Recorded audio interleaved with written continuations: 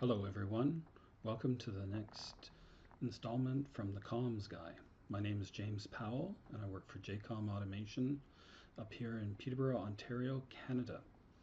And today's presentation is on the problems with 4 to 20 milliamp part 2.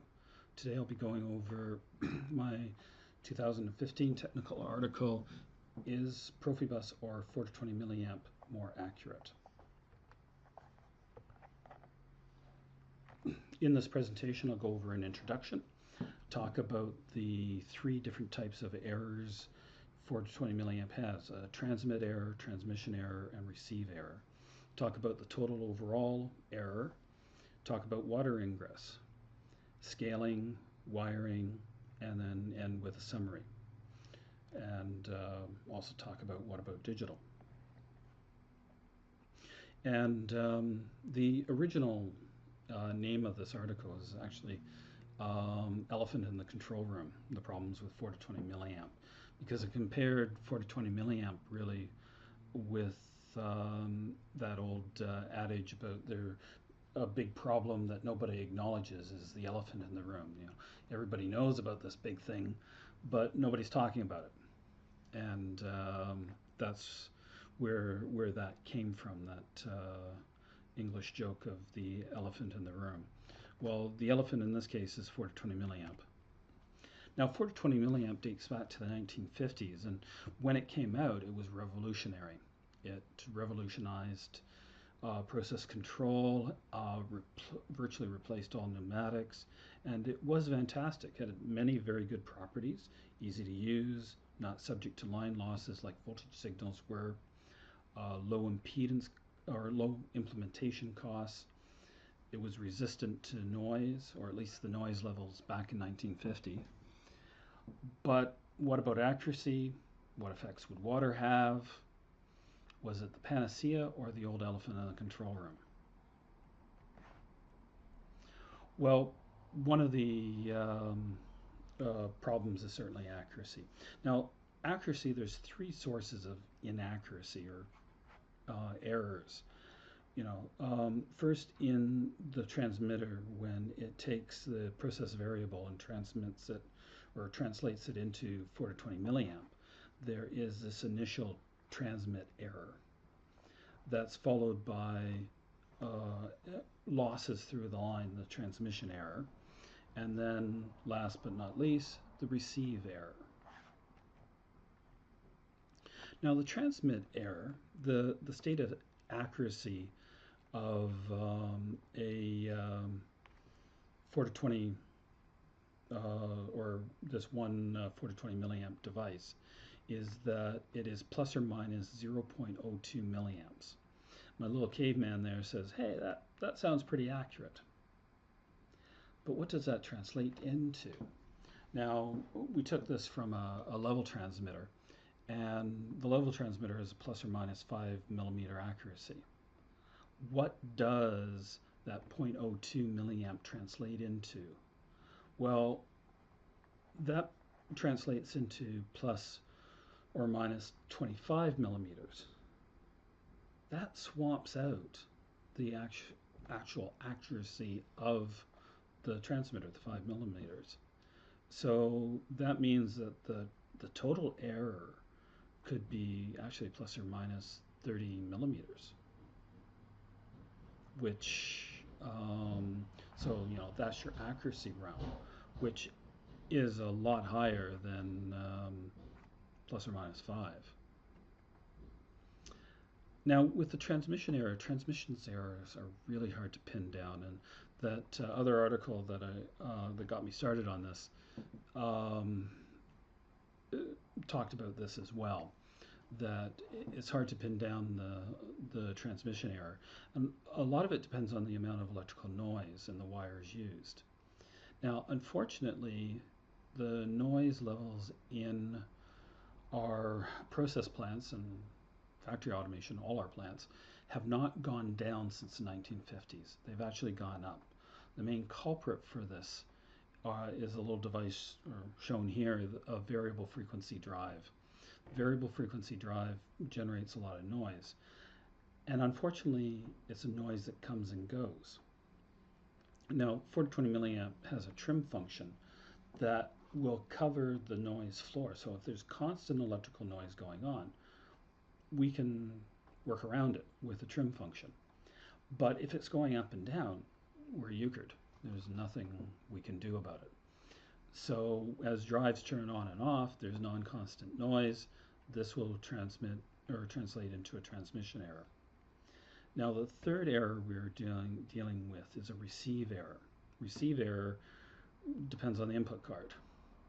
If it's a 10-bit input card, which is the cheapest, and I dare say a lot of 420 milliamp devices are wired into them, then the resolution of the card is only 1024, which means one division translates into 19.53 milliamps, or sorry, millimeters on a 20 meter device, level device, which is the example we're following here.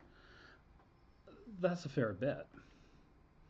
So here, when we're looking at things, we have a transmission error transmit error of 30 millimeters, up to 30 millimeters.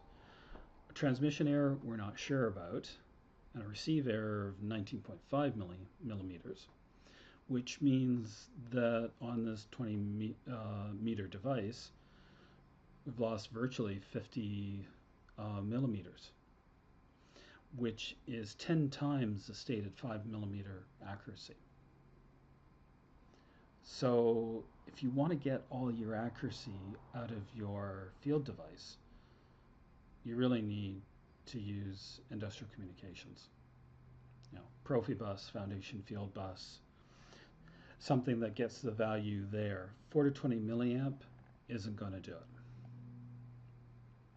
Now, have you ever gone out to the field and seen an instrument outside with the lid not on, or the lid not on completely, or not attached properly? Have you ever seen water in an instrument? Anybody who's been around process plants knows that this actually happens quite a bit. So more than people would like to think. And in part one of this YouTube video, I showed an actual video of this happening. And here I've actually repeated the experiment. We see it at 16.23 milliamps. We add the water, it goes up to 17.94 milliamps, and then to 18.55 milliamps. And overall, that is a change of 14%, which on a 20 meter device, taking the level example into account, is 2.8 meters. Huge. Worst situation is, or the worst part of this is that the control room's not even going to know it. What about scaling? Well, scaling is typically done in 3 places. You scale at the device, you scale at the PLC, and then you scale at the HMI. This gives plenty of room for a mistake. And I've actually done this early in my career. I was working on a process plant that was a mile long. I forget how many hundreds of instruments they had. I spent 2 weeks scaling along with an electrician, going through and verifying that all the scaling was correct from factory. And we found plenty of problems, and we fixed plenty of problems. But we were working 60-hour work weeks, 10 hours a day, 6 days a week, sometimes with overtime. During those 2 weeks, so 120 hours I spent doing this, over 120 hours. Even though being a comms guy, I tend to be pretty anal on getting my details right. I'm not confident that everything is scaled 100%. And it's not the big problems that you have to worry about, you know, as that other article indicated, small ones. You know, if you scale, you know, 0 to 120 on one side and 0 to 125 on the other side, you're not going to catch it. You're going to have those inaccuracies with you for all time. Wires everywhere and a lot of cabinets. one of the things with 4 to 20 milliamp is that you have a lot of wires, um, and takes up a lot of cabinet spaces. So just to summarize, 4 to 20 milliamp can increase the measurement error by a factor of up to 10 times. Water is a silent killer of accuracy. You're not going to know it. You can introduce errors because of having to scale in 3 places. And you use more cabinet spaces and wiring. And as the caveman indicated, you gotta have digital. Digital communications is really the way to go. Benefits of going digital is, first, you know if your process variable can be trusted or not. And you're going to get full accuracy of the device all the time. Scaling's done in one place. You do have a significant reduction of cabinet spaces and wiring. And you'll know about water ingress. There'll be no loss of accuracy. And as we saw in part 1 of this short little series, when we got water ingress on Profibus, the accuracy came through fine. It's time. You require water plus time, and it will slowly kill your bus. But as long as you have preventive maintenance going on, you're going to catch it. And if you don't have preventive maintenance, you're going to have an interruption instead of loss accuracy.